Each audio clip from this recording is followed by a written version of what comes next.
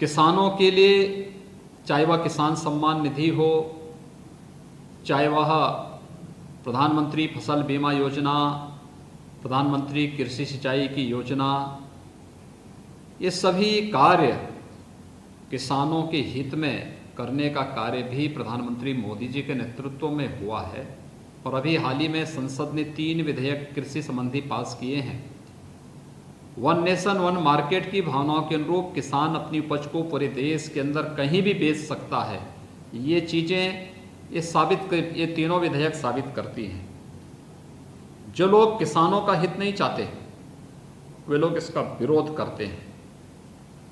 जिन लोगों ने पश्चिमी उत्तर प्रदेश की उर्वरा भूमि को अराजकता, गुंडागिर्दी का पर्याय बना दिया था, किराना और कांधला में अराजकता का तांडव करते हुए वहां पर व्यापक पलायन करने के लिए वहां के व्यवसायियों को, वहां के नौजवानों को कर दिया था, वे लोग एक बार फिर से उस प्रकार का वातावरण बनाने का कार्य कर रहे हैं।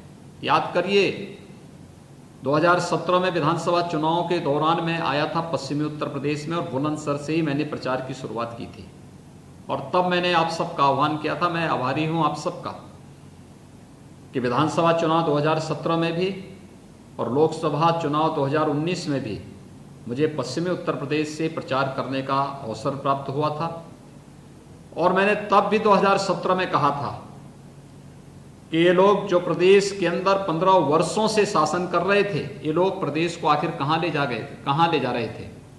किराना में व्यापक पलायन, कांधला में व्यापक पलायन, मुजफ्फरनगर का दंगा, और ये दंगा इनकी रग रग में बसाव है। जाति के नाम पर लड़ा करके,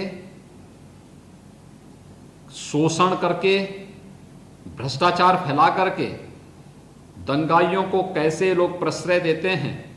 मुजफ्फरनगर का दंगा मुझे लगता है कि पश्चिमी उत्तर प्रदेश के लोग नहीं भूले होंगे। और इसीलिए मैं आप सब कार्यकर्ताओं का आह्वान करने के लिए आया हूं कि इन दंगा के सरपरस्तों से सावधान रहने की आवश्यकता है।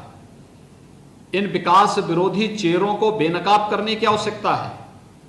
जब केंद्र और प्रदेश सरकार बिना भेदभाव के, न जाति, न क्षेत्र, न भाषा,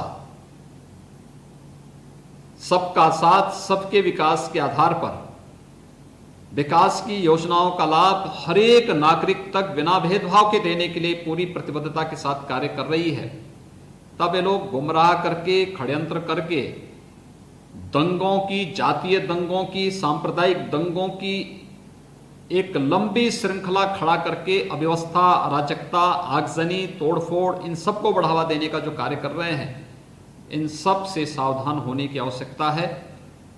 क्योंकि विकास का कोई विकल्प नहीं हो सकता।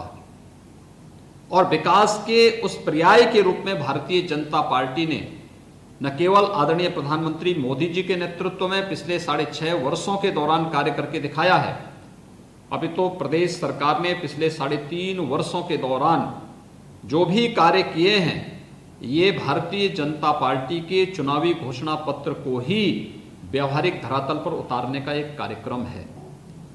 यही कार्यक्रम है जो हमें किसानों के प्रति सोचने के लिए, युवाओं के बारे में सोचने के लिए, महिलाओं के बारे में सोचने के लिए, व्यापारियों के बारे में सोचने के लिए, हर एक तबके के बारे में सोचने के लिए न केवल बाध्य करता है बल्कि उसके अनुरूप नीति बना करके उसको प्रभावी ढंग से क्रियान्वित करने के लिए भी हमें आगे बढ़ने के लिए प्रेरित करता है। और ये कार्य भारतीय जनता पार्टी के अलावा कोई अन्य दल नहीं कर सकता है।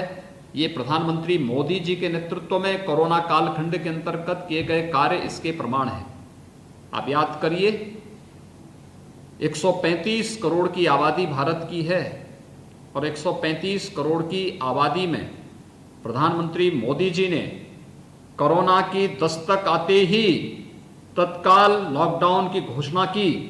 लेकिन लॉकडाउन से जो समाज सर्वाधिक प्रभावित होगा उनके लिए प्रधानमंत्री गरीब कल्याण पैकेज की भी घोषणा की। देश के अंदर 80 करोड़ गरीबों को निःशुल्क खाद्यान्न वितरण की कार्रवाई आज भी चल रही है। प्रधानमंत्री आत्मनिर्भर भारत के अंतर्गत देश के लोकल प्रोडक्ट को, स्वदेशी को अपनाने के लिए प्रेरित करने लोकल को वोकल बनाने के लिए, प्रेरित करने के लिए जो अभियान उन्होंने दिया, बहुत बड़ा अभियान है।